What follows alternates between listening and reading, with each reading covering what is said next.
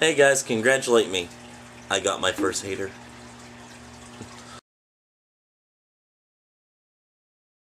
Yeah, I got my first hater today, and kind of proud. It makes me feel like I'm actually part of the community now. Um, that's really kind of a milestone in my life. Um, so yeah.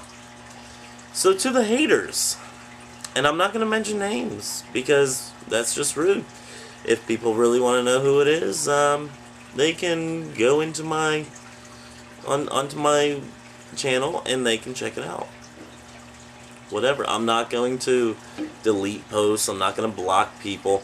That just gets annoying because then they just get another YouTube site and then they continue hating on people and everything. Not fun. I'd rather argue it out with them. So, to the haters, bring it on. I've been a Christian for 12 years, and if you hold true to your Christian beliefs that you so-called say that I'm violating and that I'm going to hell and that I need to be exterminated, bring it on. Come and get me. Please, through the channel, let's make it intellectual. Tell me why I should believe what you believe whenever you're coming at me so terribly wrong. Tell me why you think Muslims all should be exterminated. Because I've seen this person's channel and that's basically what they all post. Or what this person always posts. So tell me why you think the Muslims should be exterminated. Because I've met a ton of them. Have you ever met any of them? I met in Iraq in 2007. Or no. Yes, 2007 to October 2007 to January 2008. I was in Baghdad, Iraq. I met the Iraqis, who I spoke with on a daily basis, and they were very nice people, for the most part. We had a few instances with 2 people, and out of a couple hundred, that's pretty darn good. So I met Iraqis, Palestinians, Malaysians, Nepalese, Turkish. The Turkish people, oh my gosh, they make the best bread. And they make some really, really sweet tea. Oh, very nice. But yeah, unless you've met any of them, why are you even knocking on their beliefs? Have you ever studied the Quran? Because if you've ever actually looked into the Quran, it's kind of peaceful. People say, "Oh yeah, it's a book of killing and murder and going on jihad." No, it's not. It's the extremists that take it that way. Just like whenever the Christians took it to the extreme during the Crusades. Come on now, know your history. Christians did the same thing that the Muslims or the Islam community is doing now. It wasn't all the Christians, and it's not all the Muslims. It was a few individuals, few sects of individuals that thought that they knew better and thought that they knew what God wanted. And if they actually knew the Bible to the extent that they should have, that later William Tyndale made sure that everybody had access to. Thanks to him, now we have what is translated into the Holy Bible. And if you didn't know that, then yes, you really do need to study up on your history. But yes, they did not know the Bible as they should have, or as they could have in that day and age. And quite honestly, the Catholic Church was behind a lot of it. Now, I'm not saying all Catholics are bad. I have Catholic family and friends. And we get along just fine. I love them. They love me. We get along great with one another. We find no reason whatsoever to badmouth one another's religion. Even whenever I was a full-blown Christian, didn't have any Wiccan background whatsoever, I would still say Catholics got it wrong here, here, and here. but they are good people. Just like I'll say with the Muslims. With a couple things, I don't agree. I think they got it wrong here, here, and here. But you know what? Some of the things that they teach are very peaceful. And especially with the 4th of July coming up, tomorrow, in fact, seeing that today's the 3rd and the 4th follows that. Amazing how that happens. I find it quite surprising just reflecting on 235 years of America being America. Being able to serve my country, on its 235th birthday is awesome. But apparently, we still have people within America that don't get the point of why America was formed.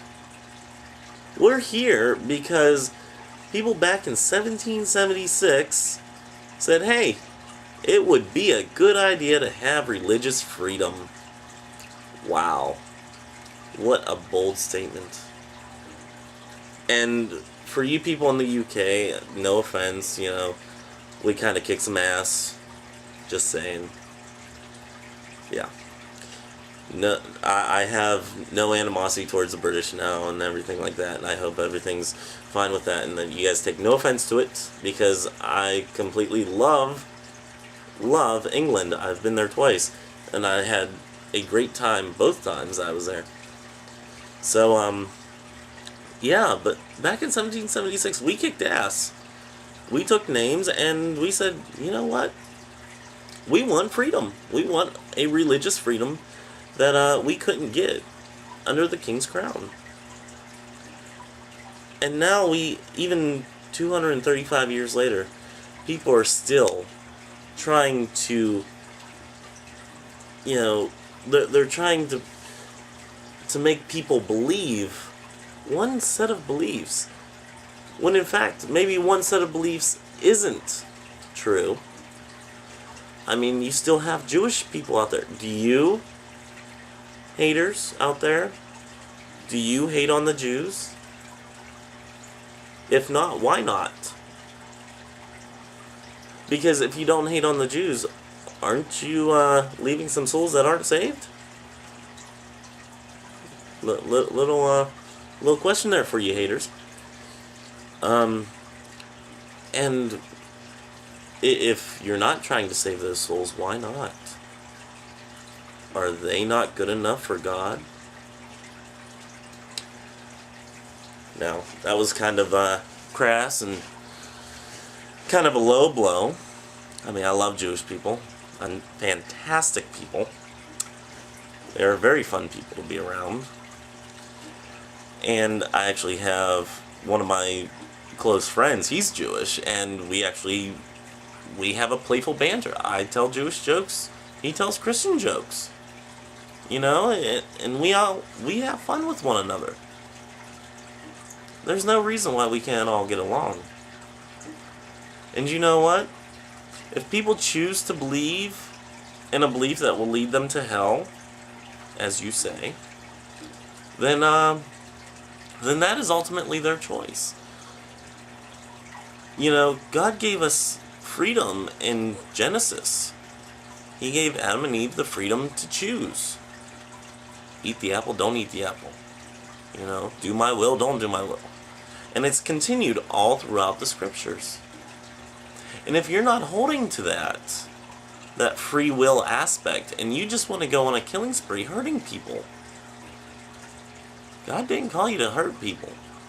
Jesus came down to bring peace. Even with, the woman at the well. He was building bridges between two communities that would never get along. Jesus knew how to bring peace. He did not sit there and bash people. Little something to think on. So, I'm going to wrap this up because it's almost around the 10-minute mark on my camera, and I'm probably going to edit this down a little bit. But, yeah, just some things to ponder there, Mr. or Mrs. Hater. Why hate? Why not just pray for those people? I don't know. Because the best way to get people to come to Christ is to pray for them and let them know that you love them. And that even though you don't agree with them, if they ever have any questions or ever feel the need to talk to you about Christianity, that you are there to help them. I have found that is the best way to, appeal to somebody's willingness to come to Christ, is to show with your actions that you're willing to help them and not to hate them, not to bash them. So until next time, haters, I hope that we can eventually become friends. And if you have any comments, please do not leave them on my my channel page or in the comments. Just PM me. I mean, I have no problem. If you really want to dispute things, bring it on. Send me a PM. You don't have to leave comments. So, I'll talk to you later, haters. Stay classy.